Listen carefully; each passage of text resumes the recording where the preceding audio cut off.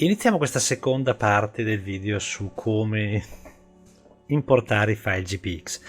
Allora, io ho fatto un po' di ricerche, ma alla fine non ho trovato nulla che, diciamo, fosse abbastanza soddisfacente.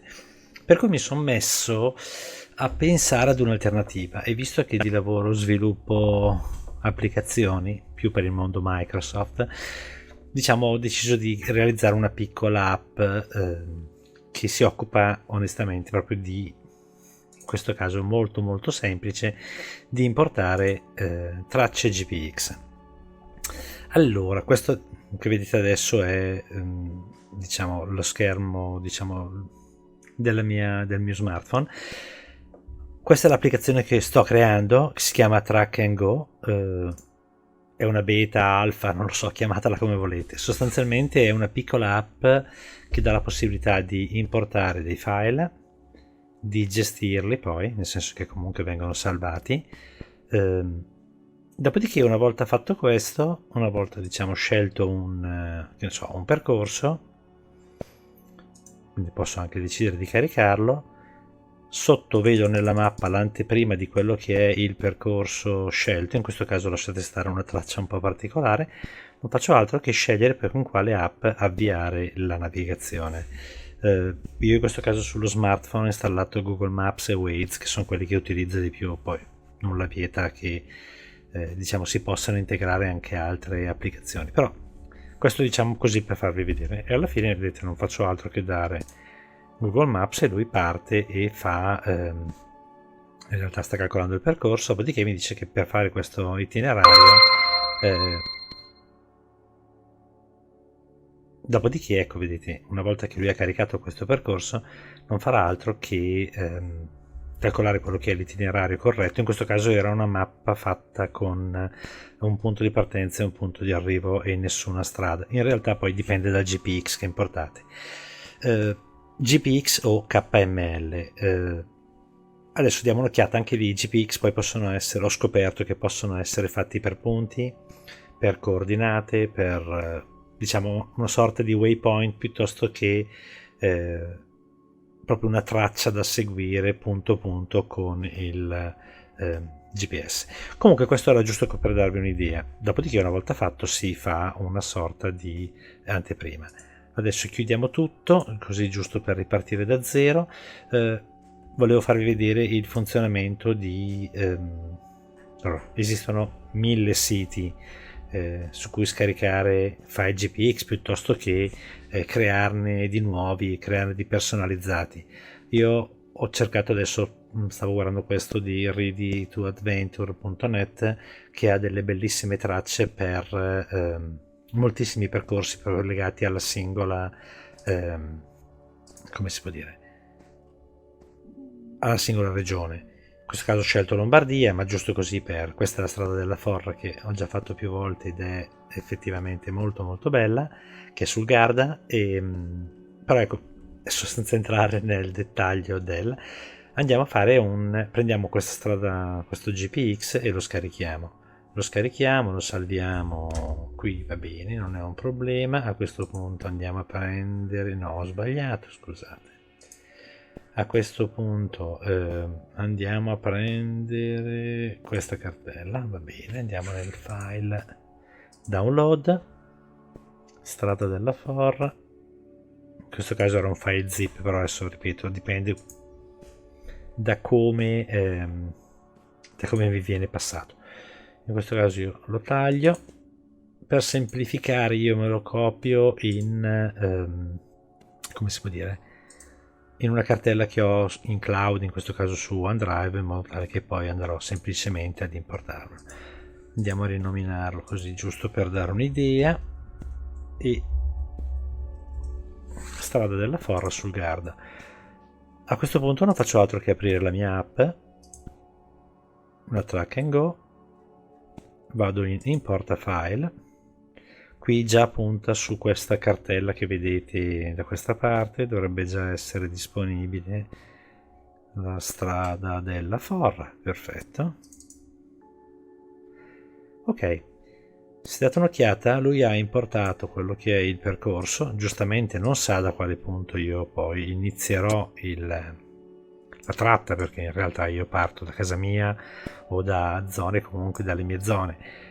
Questa è una traccia che parte da un determinato punto, vedete, fino ad arrivare a Limone sul Garda. Però questo è. A questo punto non faccio altro che poi scegliere quale applicazione. Prendiamo Google Maps ancora, gli diamo il tempo di calcolare e lui traccerà il percorso seguendo quelle che sono le indicazioni contenute nel GPX. Ecco, tenete presente che questa è una prima versione, per cui diciamo non vuole essere la soluzione definitiva. Era un'idea, nel senso che non trovando nulla mi sono inventato questa cosa. Qui comunque c'è il percorso completo, qui vedete l'inizio e la fine, e all'interno poi avete comunque tutto quello che è contenuto all'interno del GPX, per cui tutto sommato a questo punto è anche comodo, perché non faccio altro che andare in anteprima e da lì poi partire con la navigazione che potete utilizzare poi per auto, per moto, con il CarPlay piuttosto che Android Auto. Quindi diciamo la cosa comoda secondo me di questa piccola app è, da un lato, proprio la semplicità. Io ricevo una traccia GPX da qualche amico e non faccio altro che caricarmela direttamente sulla mia app, e questo lo trovo secondo me interessante. Poi aspetto i vostri commenti, ditemi se è una cosa che effettivamente ha un senso e in quel caso magari porterò avanti lo sviluppo. Non ho previsto per il momento di distribuirla, mi piacerebbe onestamente, devo ancora capire un paio di cosettine per quanto riguarda la gestione delle mappe, perché la mappa che sto utilizzando in questo momento è fornita da Google, e Google purtroppo non fa nulla gratuitamente, non mi interessa. Allora, altra cosa carina, quindi oltre a poter scegliere, comunque una volta che voi avete importato, io prima avevo importato per fare una prova il passo Gavia, non faccio altro che cliccare su carica e mi trovo il mio passo Gavia caricato, vedete, in modo molto veloce. Andiamo ad importare anche qualcosa di un pochettino più interessante e complesso, tipo il viaggio che ho fatto l'anno scorso a Montpellier in Francia. Questo è un tracciato abbastanza impegnativo, perché se date un'occhiata fa veramente parecchie. Non c'entra niente, scusate, qua il mouse, vedete, cioè di strada ne fa. E se andiamo a vedere con Google Maps lasciamoglielo caricare, 707 km con tutta una serie di punti che come si può dire, volevo raggiungere. Allora, ripeto, questo è un mio esempio. L'unica limitazione che c'è ad oggi è, diciamo, all'interno di un'unica tratta io ho limitato a 25 waypoint, quindi 25 è il limite massimo, ma ripeto, è una prima applicazione, una prima prova. Comunque torniamo un secondo, giusto così, per farvi vedere anche cosa ho integrato. Quindi nella gestione alla fine ci sono due pulsanti, quindi importa file, dove scelgo non so, di importare una traccia. Adesso non mi chiedete questa cosa sia. Boh.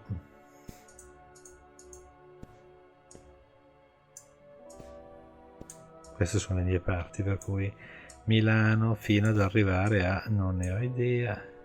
Rimpiccioliamo un po', così forse riusciamo a... ok, inizia Sanremo. Ok, questa è una traccia che porta alle gole del Verdon e le gole del Dallouis in Francia, però è un esempio di traccia. Comunque la cosa carina, diciamo, l'unica cosa che ho implementato è diciamo la possibilità di rinominare una traccia, per cui a questo punto posso chiamarla gole del Verdon. Ok, questo non mi ricordo cosa sia, per cui la posso caricare e andare a vedere. Ed era una traccia che portava a vabbè, a Roma, adesso la chiamiamo così.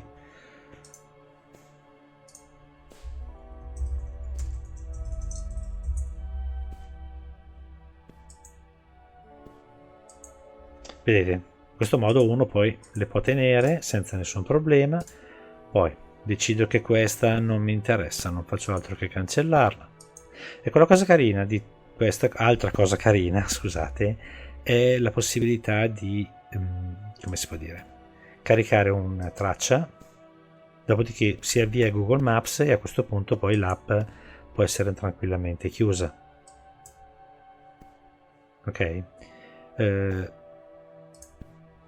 Io poi non faccio altro che riaprirla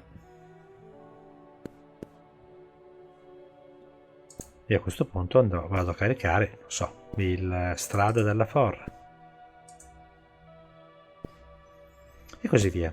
Il funzionamento, come dicevo, è lo stesso sia per Google che per Waze, piuttosto che, vabbè, adesso lasciamo stare l'orario di partenza è notte, sono le 10, per cui comunque, ecco, vedete, il funzionamento è assolutamente lo stesso.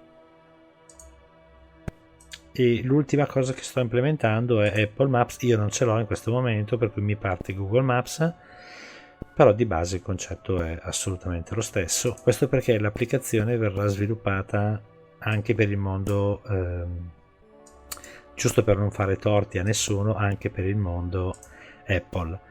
Quindi ci sarà anche una versione, se proseguiremo e se la cosa sarà, diciamo, ritenuta interessante anche da parte vostra. Ripeto, l'unica perplessità è la gestione delle mappe, perché Google purtroppo dal 1° di marzo introdurrà una quota di pagamento in base al numero di visualizzazioni, per cui devo capire che tipo di impatto avrà, visto che è legato al mio account personale e non vorrei dovermi trovare poi a pagare grandi cifre. In ogni caso, fatemi sapere se è un qualcosa che può essere interessante e se è anche un qualcosa per cui potrà essere messa, non so, sullo store di Apple e di Google con un prezzo simbolico, così giusto per ripagarmi un attimino magari del tempo perso, perché non è una cosa che si fa purtroppo in 3 minuti.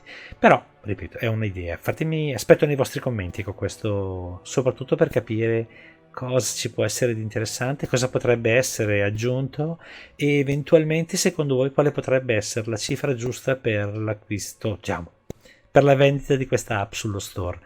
La mia idea è quella di magari metterlo e fare una sorta di un pagamento di una tantum, una volta diciamo sola, però ripeto, non è per diventare, per pagare, diciamo, giusto più che altro per coprire i costi. Però fatemi sapere, aspetto i vostri commenti. In ogni caso, se non siete iscritti sul canale vi invito ad iscrivervi, nel senso che stiamo aggiungendo sempre più spesso comunque video legati al mondo delle moto, dei viaggi e basta. Se vi è piaciuto vi chiedo anche la cortesia di lasciare un like, è un piccolo gesto gratuito, ma che sicuramente può essere per noi molto importante. Grazie e alla prossima.